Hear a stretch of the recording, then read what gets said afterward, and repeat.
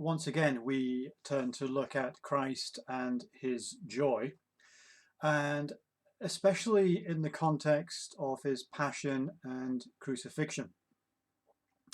When we look to Jesus on the cross, we see the Son of God going to the cross in joy.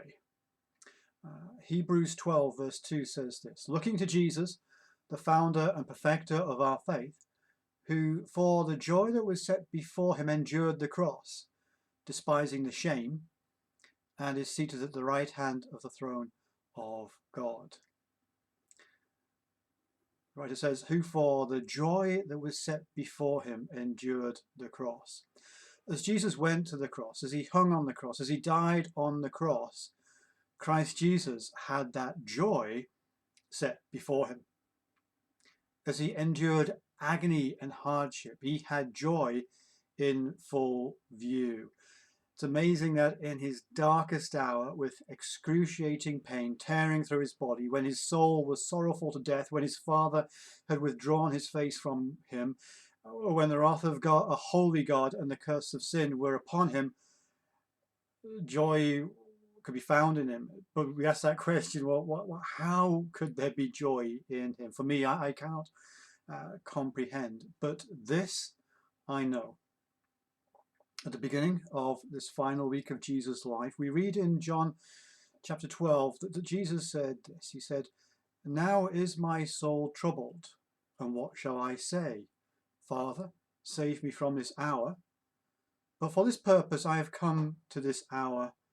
Father, glorify your name. Then a voice came from heaven. I have glorified it, and I will glorify it again. Knowing what he was to face at the end of this week, as he says at the beginning of this week, my soul is troubled, but he knew that the joy of the Lord was with him as he has been glorified, as he glorified the Father, that there was joy in his spirit. When Jesus says in Luke 22 verse 42, Father, if you are willing, remove this cup from me, nevertheless not my will but yours be done, there was joy in his spirit. And then in John chapter 18 verse 11, Jesus in the garden when being arrested, saying to Peter, put your sword into its sheath. Shall I not drink the cup that the Father has given me? At that moment there was joy in his spirit, because in all of this Jesus knew that he was about his Father's business, bringing glory to the Father, and that is his source of inward joy. As Jesus was going through all of these trials, the agonies, he had joy. He wasn't thinking that when all this was over and he was seated once more at the right hand of his Father, he would have joy then.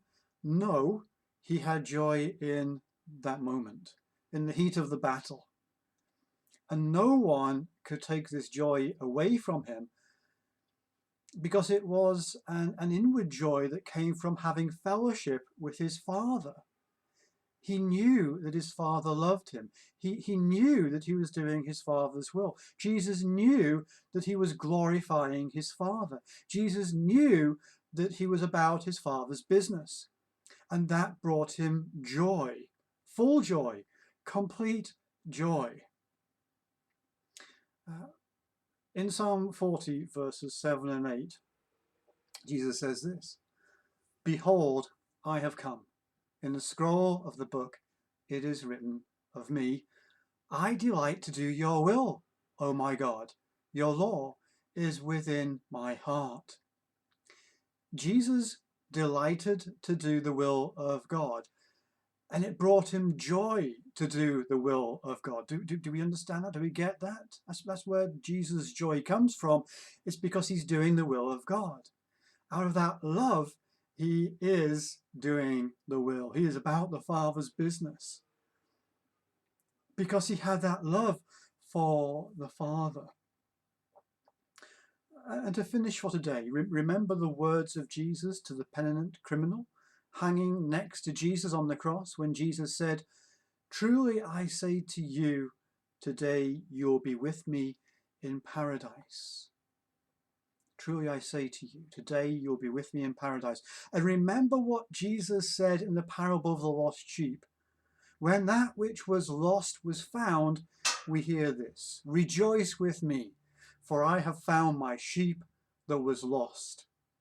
As Jesus was dying on the cross, he was rejoicing over that criminal who was lost but now found, over one sinner that repented.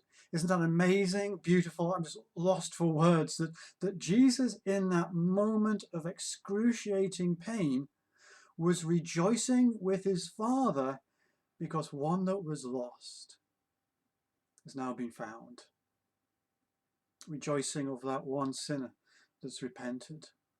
And as Jesus was going through that pain, that torture, being forsaken by God, he knew that he was doing the will of God. He knew that he was beloved by God. He knew that he was carrying out what God had commanded him to do. And he delighted in that. He delighted to do the will of his Father. And that brought him joy. And tomorrow, what we'll be looking at is really how this joy is in us, how we experience that joy, that full joy, that complete joy. But until then, take care and God bless.